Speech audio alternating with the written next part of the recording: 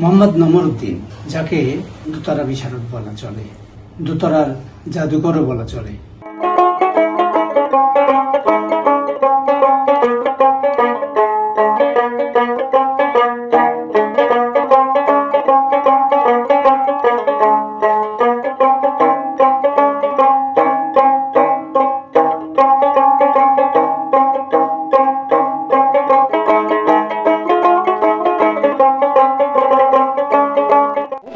নতিরন খতিরন মই বুড়ি দেবু জলানি ওরা সদাই কয় ওমর ভাগি দাদি কয়।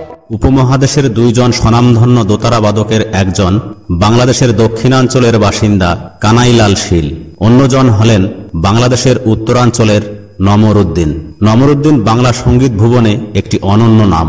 বিশেষ করে যন্ত্র সঙ্গীতে তিনি ছিলেন অপ্রতিদ্বন্দ্বী। তার দোতারার জাদুকরী সুর ও বাদন মাধুর্যে যে কোনো মানুষ মুগ্ধ হয়ে থমকে যেত। একজন খ্যাতিমান দুর্দান্ত দোতারা বাদক নমরুদ্দিন। তিনি তার দোতারায় আনন্দ, বেদনা, বিরহ, বিচ্ছেদের সুর অনায়াসে তুলতে পারতেন। নমরুদ্দিনের দোতারা বাদন শুরু হয় শৈশবে। দৃষ্টিশক্তিহীন দোতারা বাদক ছিলেন তিনি। দোতারা বাদনে নমরুদ্দিনের জুড়ি তিনি নিজেই, অন্য কারো সাথে তার তুলনা করা চলে না। মোহাম্মদ নমরুদ্দিন খুব ছোটবেলায় এদেশে এসেছিলেন কুচবিহার থেকে। এখানে এসেই উনি মোহাম্মদ কসিমউদ্দিনের তত্ত্বাবধানে বড় হয়েছিলেন এবং কসিমউদ্দিনের সহযোগিতায় উনি বাংলাদেশ বেতারে দোতারা বাদক হিসেবে পাশ করেছিলেন। পরবর্তীতে উনি বাংলাদেশ বেতারের দোতারা বাদক হিসেবে নিজস্ব শিল্পীর চাকরি করেছিলেন। আমি কারমাইকেল কলেজে পড়াশোনা করেছি, বাংলায় পড়াশোনা করেছি। সেই সুবাদে আমি যেহেতু বেতারে গান করতাম, নমরুদ্দিন সাহেবের সাথে আমার একটা সখ্যতা তৈরি হয় এবং আমি তার কাছে দোতারায় হাতে খড়ি নেই।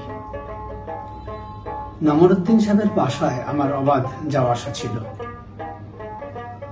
আমার নিজের লেখা অনেকগুলো গানের উনি সুরারোপ করেছেন এবং বলা বাহুল্য মোহাম্মদ কসিমউদ্দিন, মোহাম্মদ সিরাজউদ্দিন, শমশের আলী প্রধান, এমন অনেক লোক তার কাছে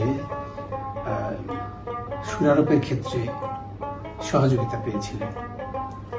আমার মনে পড়ে এই যে কারবা বাড়ির চিতিয়া বিলেই দুয়োরোধ করলে ম্যাও, এই যে গানটাতে একটি বিড়ালের শব্দ আছে,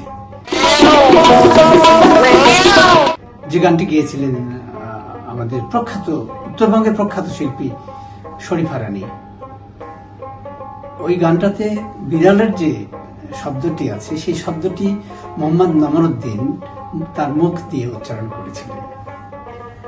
আমাকে নমরুদ্দিন সাহেব এই বিষয়টা কয়েকদিন বলেছিলেন প্রসঙ্গক্রমে।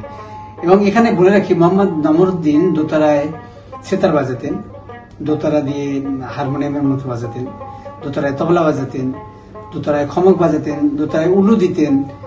মানে সে কারণে তাকে দোতারা বিশারদ বলা যায়।